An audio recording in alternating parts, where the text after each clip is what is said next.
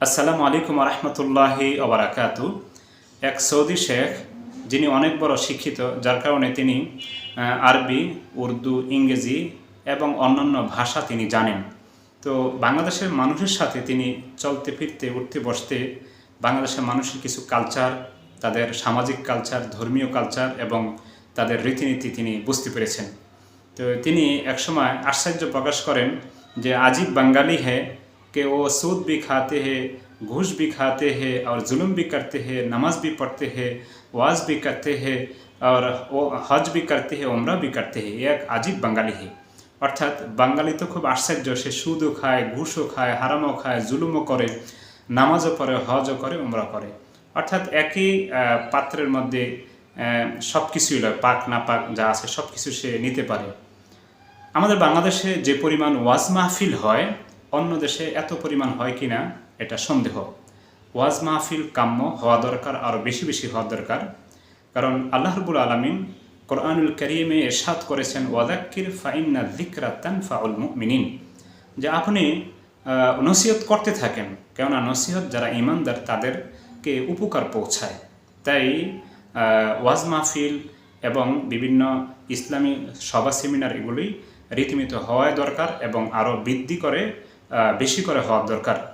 সুপ্রিয় দর্শক, অনেকের মনে প্রশ্ন যে এত ওয়াজ মাহফিল হয়, তারপরও কেন তেমন একটা হেদায়েত হয় না? একই ব্যক্তি আমলও করে, আবার দেখা গেছে যে অবৈধ কাজে লিপ্ত এবং অবৈধ ইনকামে লিপ্ত। সুপ্রিয় দর্শক, এ বিষয়ে আসলে কয়েকটা জিনিস মনে পড়ে। একটা হলো যে নিয়ত ও এখলাসের দুর্বলতা আছে আমাদের। যারা ওয়াইজিন আছেন তাদের মধ্যে থেকে অনেকেরই নিয়তের মধ্যে সমস্যা, এবং যারা আয়োজন করেন তাদের মধ্যে এরকম একটা সমস্যার ভাব আছে। দ্বিতীয় হলো, দেখেন যে ওয়াজ মাহফিল এগুলি হওয়ার দরকার একেবারেই অর্থনৈতিক মুক্ত, অর্থাৎ যে সেখানে অর্থের তেমন একটা ঝঞ্ঝানো হবে না, যতটুক না হলে নয় অতটুক হয় কাম্য। অর্থাৎ একজন বক্তা, তার আসা যাওয়ার খরচ এবং তার একটা ন্যূনতম প্রয়োজন মিটে একদিন দুই দিনের এরকম একটা খরচ, আবার যে প্যান্ডেল করা হয় এবং যেই গেট করা হয় সেগুলির মধ্যে কোনো রকম যাতে মানুষের একটু সেফটি হয় অতটুকু করলে চলে। কিন্তু আসলে কি এগুলি হচ্ছে? লক্ষ লক্ষ টাকা দিয়ে প্যান্ডেল করা হয় যেখানে এত জাঁকজমকতার কোনো প্রয়োজন নেই, এবং একজন বক্তাকে শুনছি 1 লক্ষ, 1.5 লক্ষ, 2 লক্ষ টাকা, 50,000 টাকা দেওয়া হয়। আসলে এতটুকু কি প্রয়োজন? অবশ্যই প্রয়োজন নয়। হয়তো আমার কথায় অনেক বক্তারা দুঃখ পেতে পারেন, সেটা তাদের বিষয়, কিন্তু বাস্তবতা তাই। তৃতীয় আরেকটা কারণ হলো, দেখেন যে কোনো জিনিস মানতে হলে, পালন করতে হলে দুটা জিনিসের প্রয়োজন হয়। একটা হলো নসিহত, আর একটা হচ্ছে শাসন। কোরআনুল কারীমে কোথাও আল্লাহ রাব্বুল আলামিন নসিহত করেছেন, আবার কোথাও ধমক দিয়েছেন, শাসনের কথা বলেছেন। ঠিক রাসূল করিম সাল্লাল্লাহু আলাইহি সাল্লামের আদর্শের মধ্যে পাওয়া যায়, তিনি নসিহত করতেন এবং তার সাহাবীদের মধ্যে কোনো ক্ষেত্রে, কোনো আমলে অথবা কোনো কিছুতে দুর্বলতা পেলে বা ইসলামের বহির্ভূত কোনো কাজ তিনি অবলোকন করলে তিনি সেখানে শাসন করতেন। তো আমাদের দেশে যারা আলেম ওলামা আছেন তারা শাসন কোত্থেকে করবেন? তারা তো নিজেরাই শাসিত।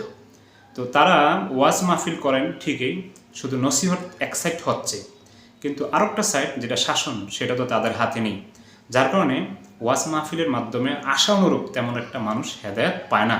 এটা অন্যতম একটি কারণ যদি এখানে রাত 10টা পর্যন্ত ওয়াজ মাহফিলের পরে যদি একটু সামাজিকভাবে চাপ থাকতো যে প্রত্যেকে ফজরের নামাজ পড়তে হবে এবং দুর্নীতি করতে পারবে না, মাপে কম দিতে পারবে না এবং ভেজাল করতে পারবে না খাদ্যের মধ্যে, এগুলি করলে আলেম ওলামারা একটু তাকে চাপ দিবে, তাকে শাসন করবে, এরকম যদি ক্ষমতা থাকতো তাহলে নসিহত প্লাস শাসন দুইটা একত্রিত হলে অবশ্যই হেদায়েত আরও বেশি করে পেত এবং আরও বেশি করে মানুষের মধ্যে ইসলামী জ্ঞান, ইসলামী ভাবধারা বৃদ্ধি পেত। আশা করি বিষয়গুলি সংক্ষিপ্ত আকারে বুঝতে পেরেছেন। আসসালামু আলাইকুম।